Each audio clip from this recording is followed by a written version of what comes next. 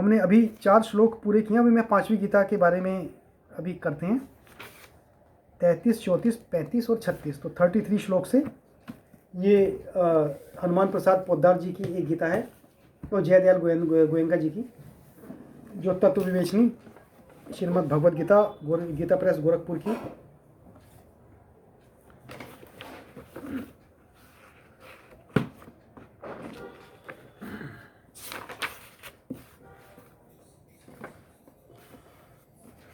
अथ चेतत्वम इमं धर्म्यम संग्रामम न करिष्यसि तथा स्वधर्मम कीर्तिम च हित्वा पापम अपवास्यसि। किंतु यदि तू इस धर्मयुक्त युद्ध को नहीं करेगा तो स्वधर्म और कीर्ति को खोकर पाप को प्राप्त होगा। अब इस वाली गीता में प्रश्न और उत्तर के हिसाब से श्लोकों का अर्थ समझाया जाता है। तो पहला प्रश्न पढ़ रहा हूँ इस श्लोक का। अथ पद का क्या अभिप्राय है? तो उसमें एक एक का जो शब्द यूज हुआ है श्लोक में, उसकी महत्ता क्या है, कृष्ण ने वही शब्द क्यों यूज किए हैं, उसके बारे में विस्तार से बताया गया है। अथ पद यहाँ पक्षांतर में है। अभिप्राय यह है कि अब प्रकारांतर से युद्ध की कर्तव्यता सिद्ध हो जाती है। तो मतलब अथ, जैसे ना अथ महाभारत का था, मतलब स्टार्ट करना किसी चीज़ को, इसलिए उन्होंने बताया अभी तू इस दुविधा को छोड़कर युद्ध कर। तो एक मोटिवेशन के लिए इसको यूज़ किया कर्तव्य को की तरफ पथ पर अग्रसर करने के लिए अथ का यूज़ किया था। किसी शुभ कार्य की शुरुआत करें तो अथ की वर्ड के as a motivation word use किया है। प्रश्न, संग्रामम के साथ इमम और धर्म्यम, इन दोनों विशेषण एडजेक्टिव का प्रयोग करके यह कहने का क्या अभिप्राय है कि तू युद्ध नहीं करेगा तो स्वधर्म और कीर्ति को खोकर पाप को प्राप्त करेगा। तो संग्राम है, तो उनका संग्राम का मतलब युद्ध है। इमम और धर्म ये क्यों यूज़ किए गए हैं? इसका उत्तर है, इससे भगवान ने यह भाव दिखलाया है, हर एक शब्द बहुत ही सोच समझकर और बिल्कुल उस समय के अनुकूल, क्योंकि सिनोनिम एक वर्ड के हजारों हो सकते हैं, सैकड़ों हो सकते हैं, लेकिन वही शब्द यूज़ किए हैं जो उसके लिए बिल्कुल अप्रोप्रिएट होते हैं। इससे भगवान ने यह भाव दिखलाया है कि यह युद्ध धर्म्य होने के कारण अवश्य कर्तव्य है। यह बात तुम्हें अच्छी तरह समझा दी गई है। तो ये कहे कि यदि संग्रामम और धर्म्यम क्या है कि संग्राम ही अभी धर्म है, तो संग्राम और धर्म को एक साथ यूज़ किया गया है। इस पर भी यदि तुम इस किसी कारण से युद्ध न करोगे तो तुम्हारे द्वारा स्वधर्म का त्याग होगा और निवात कुच आदि दानवों के साथ युद्ध में विजय पाने के कारण, तो एक निवात और कुछ एक 2 दानव थे, तथा भगवान शिवजी के साथ युद्ध करने के कारण तुम्हारी जो संसार में बड़ी भारी कीर्ति छाई है वह भी नष्ट हो जाएगी। तो पहले पिछले अपना प्रभु प्रपात जी की गीता में देखा था, उसने काफ़ी दानवों को, देवी देवताओं को और इवन भगवान शिव जी को भी हराया था। तो उनका जो ये तुम्हारी कीर्ति है वो सब नष्ट हो जाएगी। इसके सिवा कर्तव्य का त्याग करने के कारण तुम्हें जो पाप होगा, तो उसने कहा सारी कीर्ति तब नष्ट हो जाएगी यदि स्वधर्म का पालन नहीं करते। तो स्वधर्म का पालन करोगे तो कीर्ति के साथ जुड़ा है, स्वधर्म का पालन नहीं करोगे तो अकीर्ति और अपयश उसके साथ आएंगे। इसके सिवा कर्तव्य का त्याग करने के कारण तुम्हें पाप भी होगा। मतलब ये नहीं कि भाई चलो अकीर्ति भी हो गई, मेरे कोई बात नहीं है, तुम्हें पाप भी लगेगा। अतएव तुम जो पाप के भय से युद्ध का त्याग कर रहे हो और भयभीत हो रहे हो, यह सर्वथा अनुचित है, क्योंकि पाप तो तुम्हें लगेगा ही। तुम्हें पाप लगेगा, तुम्हें लगता है इनको मारने से मेरे को पाप लगेगा, स्वधर्मों को, अपने जो परिजन बंधु बांधव है इनको मारने से, लेकिन उससे तुम्हें पाप नहीं लगेगा। तुम युद्ध से भाग रहे हो उससे पाप जरूर लगेगा। अकीर्तिम चापि भूतानि कथयिष्यन्ति ते अव्याय संभावितस्य चाकीर्तिम मरणाद अतिरिच्यते। तथा सब लोग तेरी बहुत काल तक रहने वाली अपकीर्ति का भी कथन करेंगे। तो अच्छी बात कोई याद नहीं रखेगा, बुरी बात तो सब याद रखेंगे। और मान्य पुरुष के लिए अपकीर्ति मरण से भी बढ़कर है।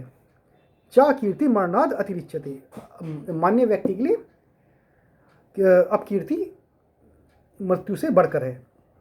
यहाँ अपी पद का प्रयोग करके यह कहने का क्या भाव है कि सब लोग तेरी बहुत काल तक रहने की अपकीर्ति करेंगे? ये पहला प्रश्न है। इसका उत्तर क्या दिया है?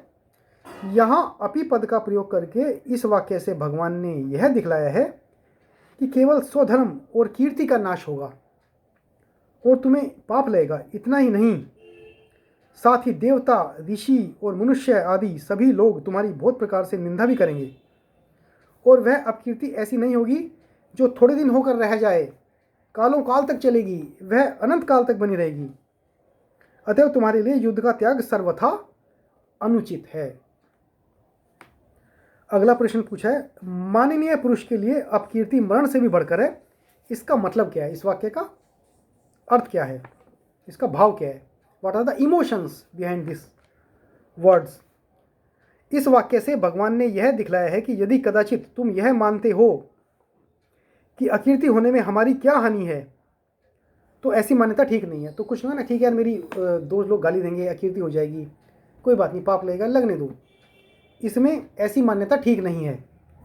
जो पुरुष संसार में प्रसिद्ध हो जाता है, जिसे बहुत लोग श्रेष्ठ मानते हैं, ऐसे पुरुष के लिए अपकीर्ति मरण से भी बढ़कर है, दुखदायिनी होती है। अतएव जब वैसी अकीर्ति होगी तब तुम उसे सहन नहीं कर पाओगे। इस समय तो मोमेंटरी है, अब तुम चले गए, लेकिन जो अपकीर्ति कंटिन्यूस चलेगी वो तुम सहन नहीं कर पाओगे, क्योंकि तुम संसार में बड़े शूरवीर और श्रेष्ठ पुरुष के नाम से विख्यात हो। अभी कोई बहुत ही ये तो खैर बहुत बड़े विद्वान थे अर्जुन, एक कोई न्यायाधीश हो जिसने पूरी जिंदगी ईमानदारी और सत्य के साथ सारे डिसीजन सुनाए हों, और किसी एक केस से वो हट गया कि भाई डिसीजन मेरे को देना नहीं है, तो लोग उसे कैर बोलेंगे, उसने सारे डिसीजन दिए, और वो उसको इतनी अपकीर्ति करेंगे। वो न्यायाधीश जो एक सिंपल एक न्याय, वो भी शायद उसे ना सहन कर पाए। और तुम तो सबसे बड़े संसार के शूरवीर और श्रेष्ठ पुरुष हो, तो स्वर्ग से लेकर पाताल तक तो सब जगह तुम्हारी प्रतिष्ठा है। तो जिस आदमी के लिए वो नहीं सहन, वो तो एक मनुष्य, एक साधारण मनुष्य है, वही सहन नहीं कर पाता। हम काफ़ी इंसिडेंट्स देखते हैं। एक छोटा सा बच्चा भी यदि पहली से लेके बाकी क्लासेस में अच्छा फर्स्ट आता रहा है, एक पेपर में उसके नंबर कम आ जाएं, एक जगह फेल हो जाए, वही छोटा सा बच्चा उसको सहन नहीं कर पाता। और काफ़ी केसेस, बहुत भयानक केसेस भी सुनने को मिलते हैं। तो जो मनुष्य के कंट्रोल में वो चीज़ें नहीं है अपकीर्ति की, तो तू इतना महान है, तू तो इसको सहन ही नहीं कर पाएगा। ये कृष्ण ने पहले से उसका भविष्य बताया।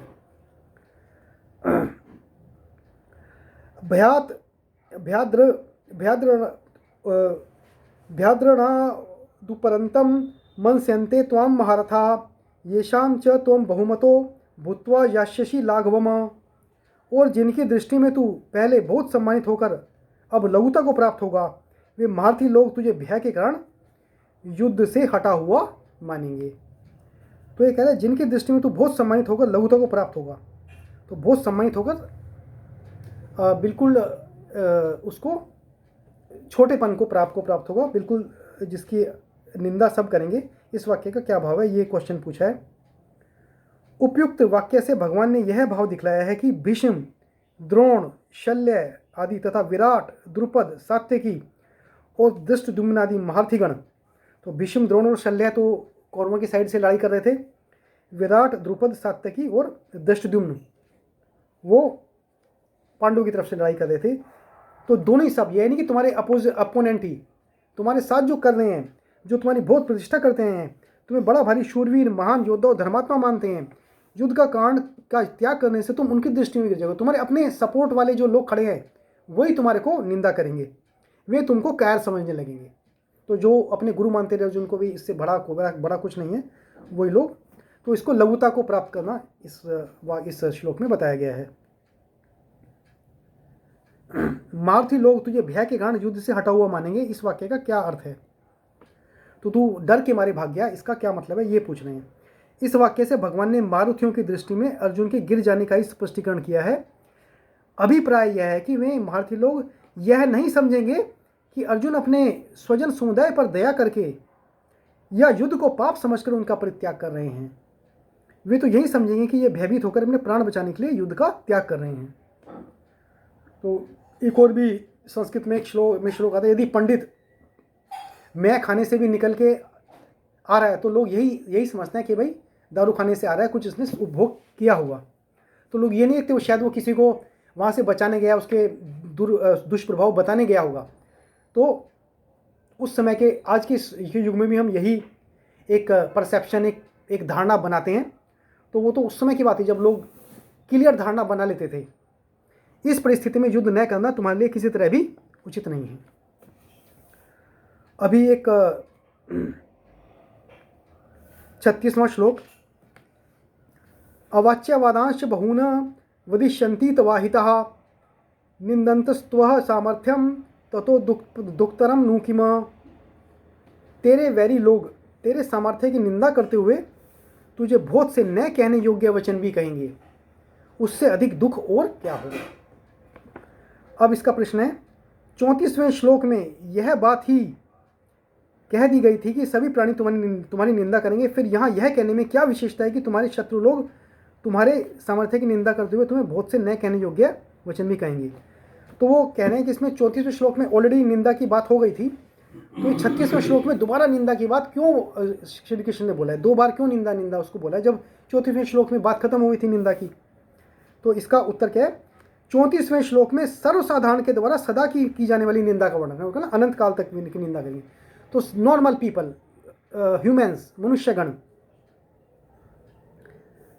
और 36वें श्लोक में दुर्योधन आदि शत्रुओं द्वारा मुंह पर कहेंगे, मतलब एक तो तुम्हारे जो नॉलेज जिनको तुम्हें जानते हुए नहीं वो लोग कहेंगे, और जो तुम्हारे शत्रुगण हैं दुर्योधन आदि, मुंह पर कहे जाने वाले निंदा तो दुर्वचनों की बात है, जो तुम्हारे शत्रु हैं वो कहेंगे। वो 36वें श्लोक में ये कहा गया है। तो 34वें श्लोक में नॉर्मल जो अनंत काल तक जो भी युग आएंगे उसमें नॉर्मल लोग निंदा करेंगे, और अभी तो 36वें श्लोक में जो आपके शत्रु हैं वो ही निंदा करेंगे। वह निंदा तो केवल मान्य पुरुषों के लिए ही अधिक दुखदायिनी होती है, सबके लिए नहीं, किंतु अपने मुंह पर शत्रुओं के दुर्वचनों को सुनकर तो साधारण मनुष्य को भी भयंकर दुख होता है। अभी क्या है कि यदि कोई जिसको मैं जानता हूं वो निंदा करे तो बड़ा दुख होता है। यदि कोई अमेरिका में, इंग्लैंड में, बार्सिलोना में बैठ के निंदा कर रहा है तो नहीं पता, तो पता नहीं चलता ना। अभी तुम फेसबुक पे या इंस्टाग्राम पे कुछ चीज़ पोस्ट करो तो तुम्हारे स्वजन या तुम्हारे शत्रु जिनको तुम जानते हो वो कुछ लिखे कमेंट, उससे दुख होता है। हजारों लोगों ने नेगेटिव कमेंट किया, ठीक है इनको जानते भी नहीं ये कर रहे हैं, तो लोग रिप्लाई नहीं करते, लेकिन रिप्लाई करने का ध्यान भी दिमाग में वही रहता है जो क्लोज लोगों ने उसमें कमेंट लिखा है। तो ये बहुत महत्वपूर्ण चीज़ें बताई जो आज के युग में भी लागू होती हैं। तो 36वें में बताया कि जो अपने परिजन लोग हैं, अपने शत्रु हैं, उनकी निंदा के बारे में बताया। इसलिए भगवान का कहना है कि केवल जगत में तुम्हारी निंदा होगी और तुम्हें जो अब तक बड़ा शूरवीर मानते थे वे कायर समझने लगेंगे। इतनी ही बात नहीं है, किंतु उनमें से जो तुम्हारा अहित चाहने वाले हैं, तुम्हारी हानि से जिनको हर्ष होता है, वे तुम्हारे वैरी दुर्योधन आदि मतलब दुर्योधन आ गया, कर्ण आ गया, वो अपना द्रोणाचार्य है, कृपाचार्य, जो भी उसके साथ थे, दुशासन आ गया, तुम्हारे बल पराक्रम और युद्ध कौशल आदि की निंदा करते हुए तुम पर भांति भांति के असह्य व्यंग बाणों, वाग बाणों की वर्षा भी करेंगे। वे कहेंगे, अर्जुन किस दिन का वीर है, वह तो जन्म का ही नपुंसक है, उसके गांडीव धनुष को और उसके पौरुष को धिक्कार है। तो तुमने जो इतने सारे तपस्या करके दिव्य अस्त्र धारण किए हैं, लिए हैं, उनका तो यूज कभी होगा ही नहीं। अगला प्रश्न है, उससे अधिक दुख और क्या होगा, इस वाक्य का क्या अभिप्राय है। उससे अधिक दुख, अभी इसमें भगवान ने उपयुक्त घटना के परिणाम को महान दुख में, एक तो दुख है, बहुत दुख है, महान दुख है, तो सबसे दुख का की चरम सीमा हो गई, दुख में सिद्ध किया है। अभिप्राय यह है कि इससे बढ़कर दुख तुम्हारे लिए और क्या होगा। अतएव अभी तुम जो युद्ध के त्याग में सुख समझ रहे हो और युद्ध करने में दुख मान रहे हो, यह तुम्हारी भूल है। तुम अभी तो तुम्हें लगता है नहीं है, लेकिन जब सब युद्ध करेंगे, तुम इतने महान योद्धा हो, तुम इसे सहन नहीं कर पाओगे। युद्ध का त्याग करने में तुम्हारे लिए सबसे अधिक दुख है। तुम्हें जो दुख है इससे भी कहीं जाना परम दुख तुम्हें युद्ध को त्याग करने से बाद में मिलेगा, जो तुम्हें समझ नहीं आ रहा अभी।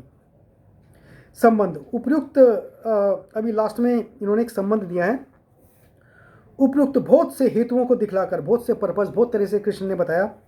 युद्ध न करने में अनेक प्रकार की हानियों का वर्णन करने के बाद अब भगवान युद्ध करने में दोनों तरह से लाभ दिखलाते हुए अर्जुन को युद्ध के लिए तैयार होने की आज्ञा देते हैं। तो अभी वो कह रहे हैं कि युद्ध करो, युद्ध में हारो और जीतो। उसमें अगला श्लोक है 37वां, जो बहुत मशहूर, एक बहुत प्रसिद्ध एक श्लोक है, तत्वा प्राप्सी स्वर्गम जित्वा प्राप्सी भोग्यते महिम। तो वो हम अगले श्लोक के अंदर देखेंगे। और 37वां और 38वां दोनों बहुत महत्वपूर्ण और बहुत लोक प्रसिद्ध श्लोक हैं, जो हम अगले सत्र में करेंगे। तो आइए थोड़ा सा भजन कर लेते हैं और फिर इस सत्र को विराम देते हैं। तो 11 बार हरे कृष्ण का जाप करेंगे। हरे कृष्णा कृष्णा कृष्णा हरे हरे, हरे राम राम राम हरे हरे, हरे कृष्णा कृष्णा कृष्णा हरे हरे, हरे राम राम राम हरे हरे, हरे कृष्णा कृष्ण कृष्णा हरे हरे, हरे राम राम राम हरे हरे, हरे कृष्णा कृष्ण कृष्णा हरे हरे, हरे राम राम राम हरे हरे, हरे कृष्णा कृष्ण कृष्णा हरे हरे, हरे राम राम राम हरे हरे, हरे कृष्णा कृष्ण कृष्णा हरे हरे, हरे राम राम राम हरे हरे, हरे कृष्णा कृष्ण कृष्णा हरे हरे, हरे राम राम राम हरे हरे, हरे कृष्णा कृष्ण कृष्णा हरे हरे, हरे राम राम राम हरे हरे, हरे कृष्णा कृष्ण कृष्णा हरे हरे, हरे राम राम राम हरे हरे, हरे कृष्णा कृष्ण कृष्णा हरे हरे, हरे राम राम राम हरे हरे, हरे कृष्णा कृष्ण कृष्णा हरे हरे, हरे राम राम राम हरे हरे।